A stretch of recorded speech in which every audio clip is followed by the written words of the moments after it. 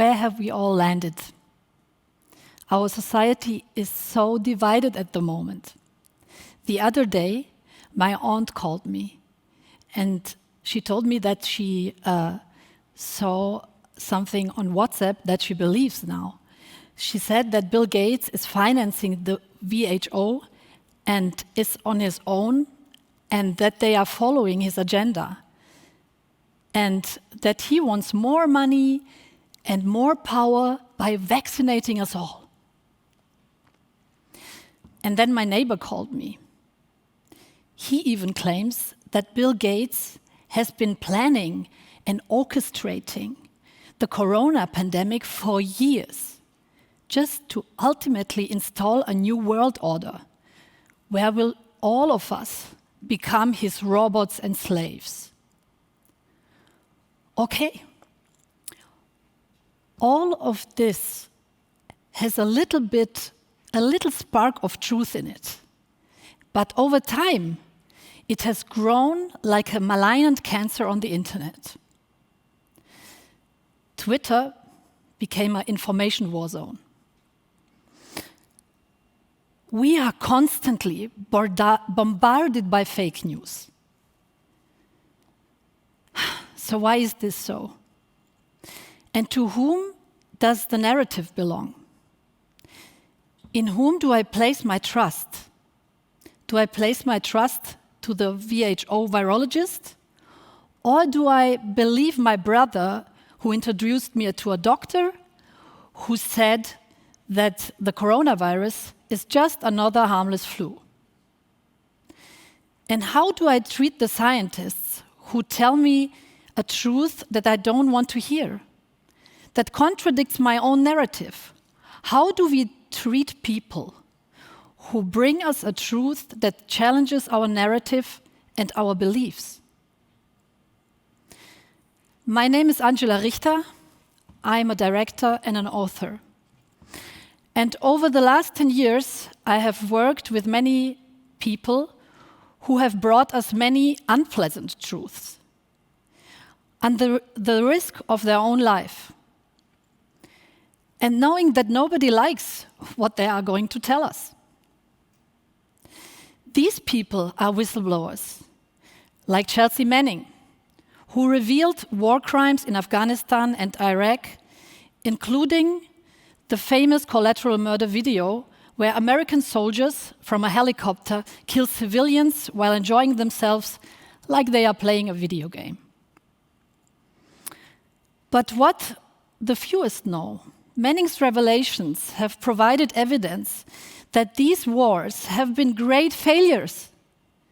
And not only that, but that also have delivered proof in courts that have ultimately stopped drone strikes in Pakistan, for example. There was no drone strike in Pakistan in the year 2019. I have also worked with Edward Snowden, who revealed the mass digital surveillance by the NSA. And this has led to the fact that we can now protect our privacy much better than before. Before Snowden, there was neither Signal, nor Threema, nor Telegram. Also, with his evidence, we can now hold the ones in power legally accountable. And last but not least, I spent 10 years working with the WikiLeaks founder Julian Assange, who is not a whistleblower, but who is a publisher and an advocate for whistleblowers.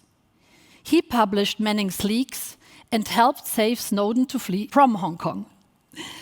He hosts WikiLeaks, an open platform whose leaks are visible for everyone. Everyone can take a look at it. There is no limit. So far, they made no mistakes. Their file is flawless. Whether they reveal ugly truths about either the military, the CIA, the Democrats, Scientology, the left, the right, the front, center, famous or not. It doesn't matter who. It's about whether you have power and whether you abuse it. Total transparency as a default. Sunlight is the best disinfectant, not only for corona, but also for wrong information. So how did the world react to his revelations? For a short time, he was celebrated as a hero, but soon enough, he was sharply attacked by those whose wrongdoings he had revealed. He himself described it as character assassination. The most damaging defamation was that he was suspected of rape in Sweden. I first met him in 2011 while researching for a theater play about WikiLeaks. In a way, I won him on eBay because at that time, PayPal and MasterCard had stopped taking donations for WikiLeaks, so they needed money. They put up an auction where you can win a lunch with him, and for 2,600 euro, I won one of the places. Yeah, that's what was a little bit bizarre, how we first met. But after that, we became friends, and he helped me do the play.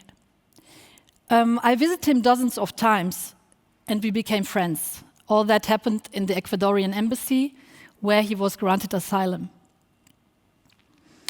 Over the years, I was witnessing how his life became more and more like a roller coaster, with all ups and downs, between hope and despair. The last time I saw him was before Christmas 2018.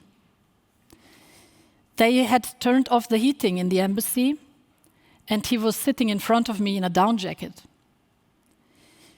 He told me that it was only a question of time before he will be violently taken out. Actually, at that point, I was hoping that he was wrong. But 4 months later, he was dragged out by force, arrested and put in a high-security prison outside of London. Once again, who owns the narrative? The rape narrative has been debunked in the meantime.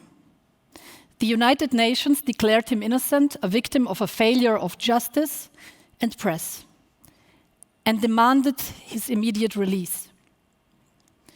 But unfortunately, he is still imprisoned. The US government demands his extradition, and this is being fought in court. But the public is not very welcome. At least that's what I realized. The corona pandemic is a useful excuse to reduce the already tight press space to a minimum. Only 5 or 6 journalists are allowed into the courtroom. Another 15 have gotten accreditation for a video link. For me, it seems a little bit absurd because the virtual space is endless and not affected by corona at all. In fact, it's the most sanitized space. It's so sterile. But who knows? They might have their reasons. I'm reporting about it for the German newspaper Die Welt. So I sat in front of my laptop and watched the trial via video link. I was very lucky to get an accreditation. Less fortunate were 14 human rights organizations and NGOs from whom accreditation was withdrawn on the first day of the trial. So they couldn't even complain up front. I suppose that I was granted access because my newspaper was assumed to be pleasing their narrative. That's what I assume. So here we go. 10 years after revealing war crimes and being a hero for 15 minutes, a journalist is sitting behind bulletproof glass, hidden from the public, who will most likely be extradited to the United States, where he faces up to 175 years in prison. The first journalist in the history to be prosecuted under the Espionage Act. And today, at a time when the struggle for narrative has escalated due to the corona virus and the consequences out of it, there is also the shift to the extreme right. The filter bubbles where we all sit and we are just hearing our own opinions echoing. We argue about who owns the truth, who is good, who is the bad, who lies and who's not. Sadly, you can be sure that Julian Assange is not the last one to be prosecuted. Everyone who will piss off powerful people, who want their own narrative, they will want to see us gone.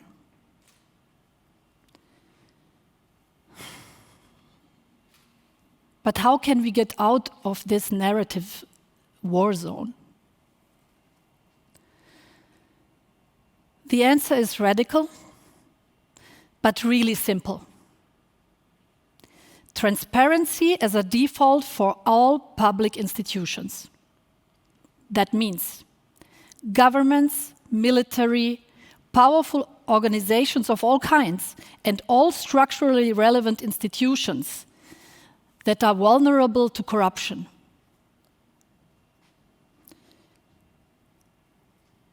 That means the default of the world we live in has to be transparency.